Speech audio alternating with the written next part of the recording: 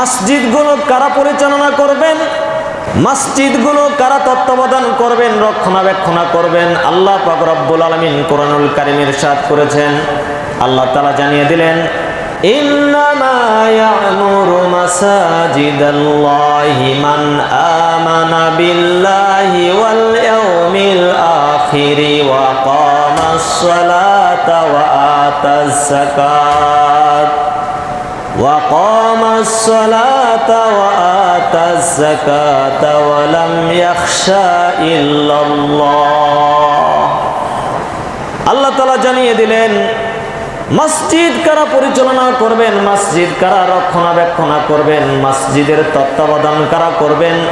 ইন্নামা ইয়া'মুরু মাসাজিদাল্লাহি মান আমানা বিল্লাহি ওয়াল ইয়াউমিল আখির, যে আল্লাহর বান্দারা একমাত্র কেবলমাত্র আল্লাহ তাআলার উপর ঈমান এনেছে, শেষ দিবসের প্রতি ঈমান এনেছে, ওয়া কামাস সালাতা এবং সালাত প্রতিষ্ঠা করেছে, ওয়া আতাজ যাকাতা এবং যাকাত প্রদান করেছে, ওয়ালাম ইয়াখশা ইল্লাল্লাহ, এদের আরেকটি গুণ হলো আল্লাহ তাআলা ছাড়া আর এরা কাউকে ভয় পায় না।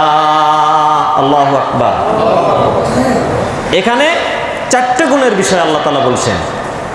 মসজিদ রক্ষণাবেক্ষণ করবেন যারা, মসজিদে আবাদ করবেন যারা, ইন্নামা ইয়া'মুরু মাসাজিদাল্লাহ মান আমানা বিল্লাহি ওয়াল ইয়াউমিল আখির, আল্লাহর প্রতি এবং শেষ দিবসের প্রতি যারা ঈমান এনেছে।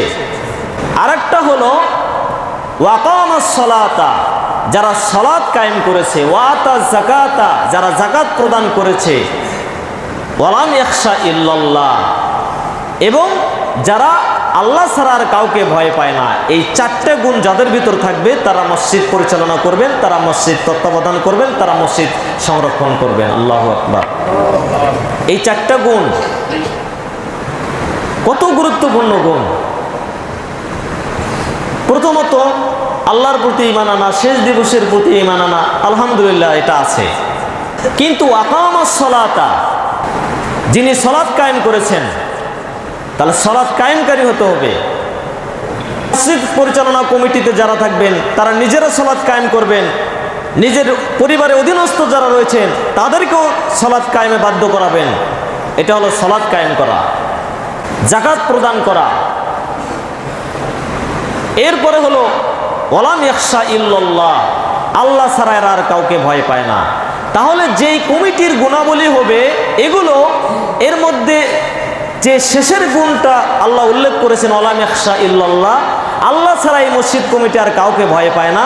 তাহলে এই ধরনের কমিটি যদি মসজিদ পরিচালনার দায়িত্বে আসেন, তাহলে যেই কমিটির আল্লাহ ছাড়া আর কাউকে ভয় পায় না, ওই কমিটির অধীনে যেই ইমাম সাহেব থাকবে, যে খতিব সাহেব থাকবে, সেই খতিব সাহেব ইমাম সাহেবের বক্তব্য কোরআন হাদিস থেকে আলোচনা তো আরও কি সিরিয়াসলি হবে, সেই ইমাম সাহেব আর কাউকেই ভয় করবে না। এই নীতিমালা। তাহলে প্রথমত কমিটিদের দায়িত্ব হচ্ছে আল্লাহ ছাড়া আর কাউকে ভয় পাবে না। তাহলে ইমাম সাহেব সেখানে আলোচনা করবেন, বাস তাদের অনুমোদন থাকবে, অনুমতি থাকবে, হুজুর আপনার আলোচনা কোরআন হাদিস থেকে যেভাবে সহিহ হাদিস থেকে কোরআন সুন্নাহর আলোকে যে আলোচনা হবে আপনি চালিয়ে যাবেন, কোনো বাধাগ্রস্ত নয়। কিন্তু অনেক মসজিদে আছে, আলহামদুলিল্লাহ, এখানেও আপনাদের কাছে আমি শুকরিয়া জানাই আল্লাহর কাছে যে আলহামদুলিল্লাহ এখানে পরিবেশ আছে, কিন্তু অনেক জায়গায় এই পরিবেশটা নাই, অনেক জায়গাতে নাই। যেখানে ইমাম সাহেবকে একটু সুদের ব্যাপারে বলল তো সুদখোর কয়েকটা নামাজের পরে কি বিভিন্ন রকমের কথাবার্তা সুদখোর ঘুষখোরের ব্যাপারে বলল, তো দেখবেন যে হুজুরের দোষ তালাশে ব্যস্ত থাকবে পরবর্তীতে। অনেক সময় এই সমস্যাগুলো, জটিলতাগুলো হয়। তাহলে কমিটিদের এই গুণটা থাকতে হবে যে ওয়ালাম ইয়াখশা ইল্লাল্লাহ, আল্লাহ ছাড়া আর কাউকে ভয় করা যাবে না। তাহলে এইরকম একটা কমিটি থাকা দরকার।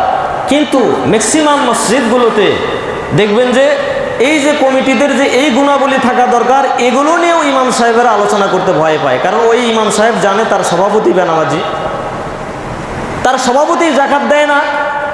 এখন যদি এই আলোচনা করে তাহলে তো সভাপতি বেজার হয়ে যাবে। ম্যাক্সিমাম মসজিদে ইমাম সাহেবরা এই আলোচনাগুলো করে না যে মসজিদ কমিটির কি গুণাবলী থাকা দরকার। তাহলে ওই ইমামের দ্বারা লাভটা হবে কি, ওই খতিব সাহেবের দ্বারা কাজটা হবে কি? যে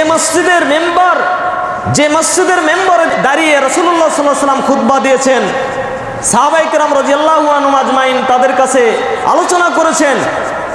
সেই মসজিদের মেম্বারে দাঁড়িয়ে খতিব সাহেব তার কমিটিকে সংশোধনীমূলক আলোচনা করতে পারে না, তার মুসল্লিদেরকে সংশোধনীমূলক আলোচনা করতে পারে না, তাহলে ওয়ারাসাতুল আম্বিয়ার এই মেম্বারে দাঁড়িয়ে এমন ইমাম সাহেবের খুতবা দেওয়ার যোগ্যতা নাই, তার কোনো অধিকার নাই এই ধরনের মেম্বারে দাঁড়িয়ে তাকে খুতবা দেওয়া।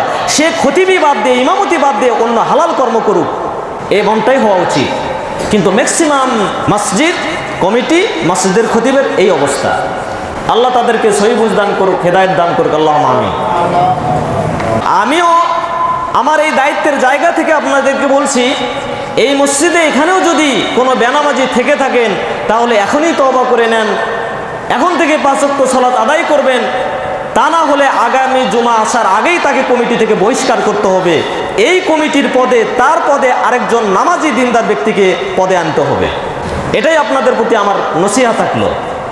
কারণ আল্লাহ তাআলা কোরআনুল কারিমে ইরশাদ করেছেন, আলোচনা করেছেন, মসজিদ পরিচালনার দায়িত্বে থাকবেন তাদের এই গুণাবলী অর্জন করতে হবে, এই গুণাগুণ থাকতে হবে। এটা তো আমার কথা নয়, এটা তো কারো কথা নয়, এটা আল্লাহ তাআলার কথা।